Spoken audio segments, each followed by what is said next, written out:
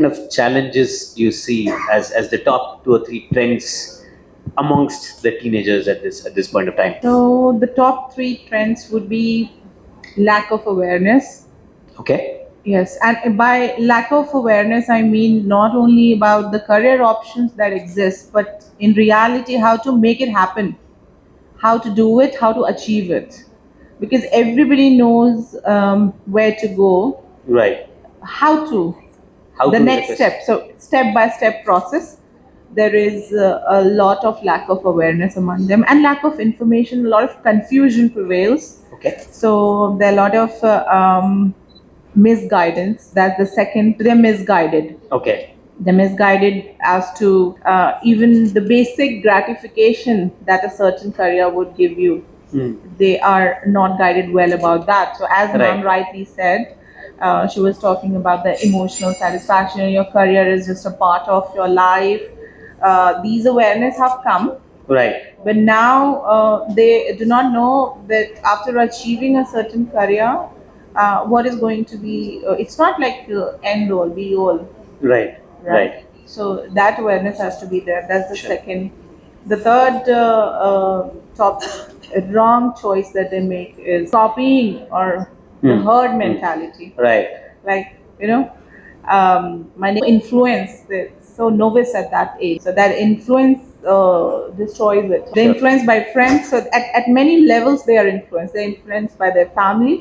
Okay. They're influenced by their friends. They're influenced by the latest trends, as in what they see on social media, what looks fashionable to them. Right. Then they're influenced by. Sometimes they're influenced by even to differentiate themselves. Right. They do weird things. True. Which True. like just individuality does not mean that you have to do weird things. True. You can do simpler things and take a stand for it. Right. These are the top three trends I would. Thanks a lot, Shahnaz. So the thing is actually that I would like to come to the same point where we were discussing about how confused the students look these days when it comes to career choices. So what are I just wanted to know that how do we really, encourage the parents, or what is that special My formula to drive them into, so that we can educate them more on their other areas also. Understood your point. Yeah. Thank you so much. Conventional career is because they worry about the outcome in terms of how is this kid going to earn his livelihood. Especially it's happening in tier 2 and tier 3 cities because they don't appreciate a career which is unconventional, because they are themselves not aware of step by step guide as to so for instance, if you are a musician, you can still make money, and there is a way to it. You can become a professional musician. If you say a tier 2 city parent that he's interested in music, will be like, oh, as a hobby it's fine, Right. but cannot take it up as a full-time career. True. True. The reason, because they themselves are not aware of Exactly. the tangible benefits it can True. bring, and they can make a career out of it. True. It's not easy. Yeah. So a guide's role, and giving them the whole roadmap, True. that would help. And secondly, like as ma'am said, there is a session, the training program, and like somebody here in the audience said, talking about that government's mandatory. mandatory. Yes. So a government mandate has to come. But I think, ma'am, we can do it at a micro level as well, wherein the school management can do that. can do School it. can make its own policy So if that we- yes, right. leverage in attendance part, Right. right? 5% attendance leverage can be given. Or at least Like this can be- appreciate them. yes. We can play a role in Right. bringing Yes. this in and helping it be implemented. So, Yep. at the micro level, at the school level, if you start doing And we it, are and then doing it. eventually the government would make it a mandate Yes. for everybody. Why do we always have to think from top to bottom down? True. We have to start at the micro level. Yep. One. So, ladies and gentlemen, what's going wrong? Is there any voice that echoed, Principal Ma'am, sir? You are leading the society, you're shaping careers. Did you see any reflections in these video clips? These are real life scenarios which is happening in our society today. That's what we stand against. That's the change we're trying to bring in. That's what Career Plan B is trying to do. Now, somebody from among you might wonder, why Career Plan B? Why did you even name it as B? Why not A? A plus, A plus plus. We all have that A in mind, don't we? So what is career plan B? Career plan B is when your own plan fails, the plan that you all grew up with, the students grow up with their own fascinations, whims and fancies, which cannot translate into the practical world. When that fails, career plan B helps. What is career plan B? I'll quickly take you through what do we do, how we do it. So why do we even exist? There are some facts about career options and employability. I think you read it in newspapers every day, how it correlates. I wouldn't take much of your time in talking about it. Some truths misguided by various people about admissions, be it counseling, where you can get admission, where you cannot get admission. It's a plague in our society today, unfortunately, in the higher education. The family Dutch uncles, some of these video clips which we just showed you earlier, how influence at family level happens. So there is no structured approach to choosing your career. There is no step-by-step guide. There is no scientifically proven methods while you're choosing your career. Admission hoga, nahi hoga, kahan hoga? Which fields to choose? We begin from schools where students make the basic error when they start choosing the stream. That's where everything goes wrong. If you could come back to the video that we showed you, what's going wrong? One of that is when they choose the wrong streams at grades 11, 12, when they do not have any idea about what career options do exist, that's going wrong. What streams to choose is going wrong.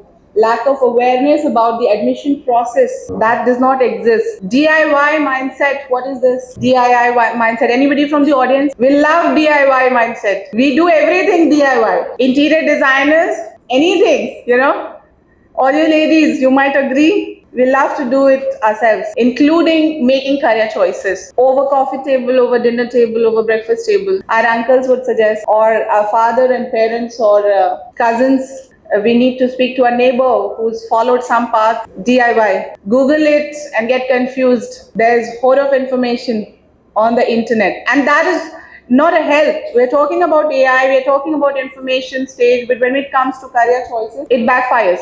The need is for real, and what difference does it make? We're going to take you quickly through this. Our impact, we have counseled over 5.2 million students so far.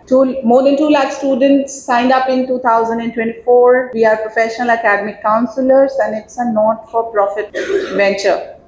So we do not aim at minting money for admission and counseling. Now that's just a word.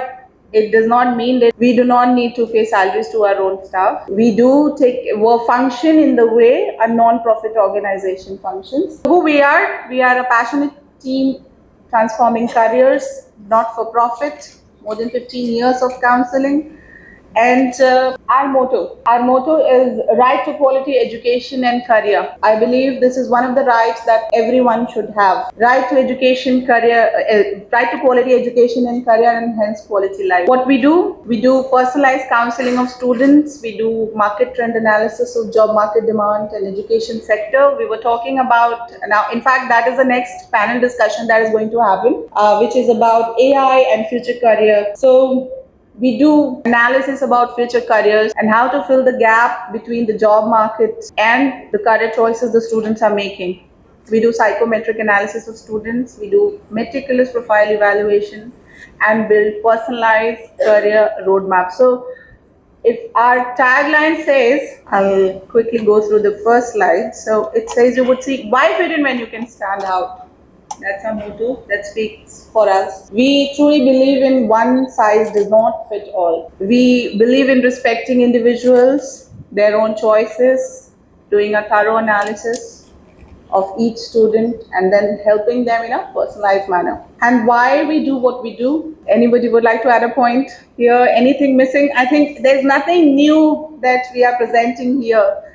We all know, especially the principals, my appeal to you is to just reflect for maybe 5 seconds. There is a lack of career-aligned choices, skills mismatch with market demand. And the report is saying 90% of students lack structured career plans. Can you believe this? 90% of students lack structure. And I'm not saying this. UNICEF is saying families face emotional and financial strain, and then the misinformation and process confusion that prevails. These are the major areas why we do what we do and how we do it. So step number one, we do a in-depth market trend analysis of job market and education sector. Next, we do a psychometric test to analyze unique skills and interests. We handhold parents and students through the entire process of admission. So I'm sure a lot of schools would have counselors. When we try reaching out to schools, they all come up with, we have a counselor already, we have somebody on board. A lot of people, nothing against them personally, but they're just advising them on what choices do exist, what careers do exist. But is there anyone hand-holding through the entire process? I think a handful of them. You can count on your fingers. So all these millions of students are left with nobody to guide them professionally. And one of the biggest problems is lack of awareness that they need it. So step number 4, meticulous evaluation of college and courses to classify according to need. Finally, providing one-on-one counseling for tailored support. That's all from our end. Thank you for your time and attention.